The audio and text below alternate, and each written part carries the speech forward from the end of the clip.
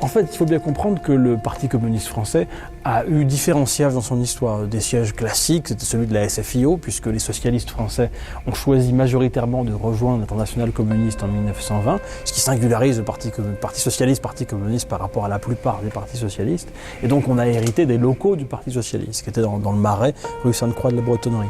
Et cependant, il y a 3 lieux qui correspondent au Parti communiste. Il y a d'abord un lieu qui était situé un peu près de la gare du Nord, qui était le 120 rue Lafayette, qui longtemps a été le siège de la direction nationale du Parti communiste français.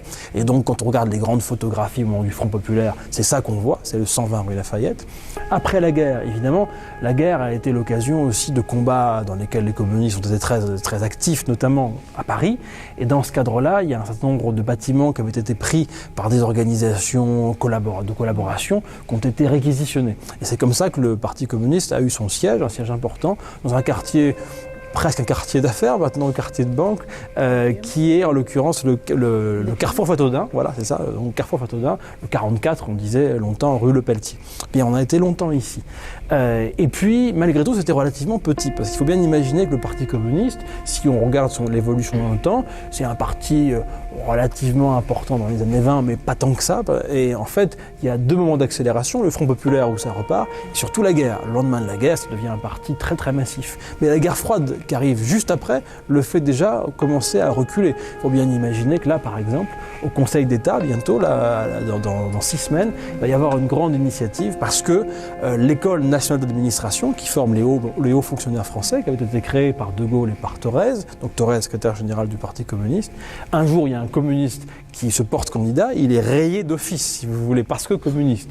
Et donc, il y a un arrêt du Conseil d'État plus tard, en 1954, qui s'appelle l'arrêt Barrel, et qui justement dit on n'a pas le droit d'éliminer quelqu'un pour ses options politiques. Il faut imaginer ce que c'est que la guerre froide. Donc ça a des effets sur le nombre d'adhérents, si vous voulez, pendant un moment.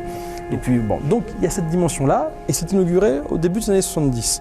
Là, on va y monter tout à l'heure, vous verrez, c'est là qu'un certain nombre de premiers événements historiques pour un parti en pleine croissance vont se dérouler. Et puis, il y a la deuxième section, parce qu'en réalité, faire cette petite partie en haut, c'est une chose, mais vous voyez bien que la partie la plus longue et la plus difficile, c'est la partie qui est souterraine, puisque d'abord, il faut creuser, et puis c'est beaucoup plus vaste, vous voyez bien. Et donc ça a été long à faire, et en réalité, l'inauguration, elle date de 1980. Donc c'est Niemeyer qui a piloté l'ensemble de l'opération, qui prend presque 15 ans en réalité, vous voyez ce que je veux dire. Ça commence dans les milieux des années 60 et ça se termine en 1980 où le bâtiment est définitivement inauguré. Par ailleurs, ça correspond à un anniversaire rond du Parti communiste, puisque c'est du coup 1920, 1980, c'est les 60 ans du Parti communiste. Et puis accessoirement, c'est juste avant l'élection présidentielle de 1981. Donc voilà, en gros pour le bâtiment, et c'est 2 tranches. Voilà.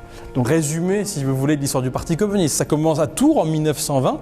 Donc ça, là, vous voyez ici Marcel Cachin qui tend l'humanité, qui était donc une figure du mouvement socialiste et qui a contribué à ce que les socialistes majoritairement rejoignent l'Internationale communiste. Donc c'est 1920, le congrès de Tours, ici avec Marcel Cachin en haut. Et puis il y a donc différents épisodes. Vous avez en bas, juste ici, vous avez ici Ho Chi Minh qui était délégué socialiste au congrès de Tours et qui a voté l'adhésion à l'Internationale communiste en 1920. Donc il y a l'ancrage ici international. Ici, toujours Marcel Cachin, et là Paul Vaillant-Couturier et là Maurice Thorez, qui a été secrétaire général pendant très longtemps du Parti communiste. Donc, et puis, ici c'est Henri Barbus. Henri Barbus était un grand écrivain qui a eu le prix Goncourt pour Le Feu pendant la guerre. Et donc c'est l'engagement en faveur de la paix, c'est le lien avec le monde de la culture qu'on retrouve présent ici. Là, à nouveau, encore des figures de la littérature qu'on retrouve là.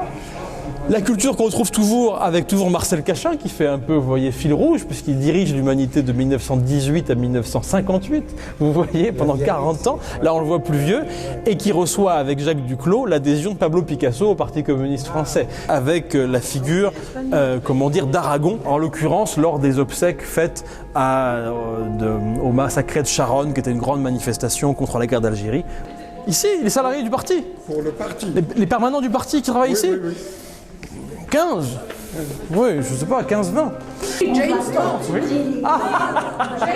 Vous avez... Ah oui. On a tourné beaucoup de séries. Oui.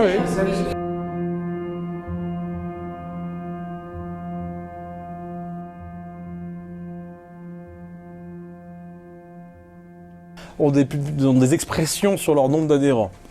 très bien. Mais il y a une source intéressante, c'est la source fiscale, puisqu'en l'occurrence en France, quand on est adhérent à un parti politique, on peut demander à recevoir une partie de sa cotisation, on peut avoir une partie remboursée par l'État dans le cadre de fiscal. Donc il y a des déclarations des partis, écoutez-les et regardez, parce que c'est un document public, les expressions du fisc. Et donc vous verrez bien comme ça le nombre d'adhérents réels, en tout cas le nombre de cotisants de chaque parti. C'est la presse internationale. Voilà. Bonjour. Excusez-moi, j'ai laissé mon bureau ouvert. Voilà. Bonne visite. Merci.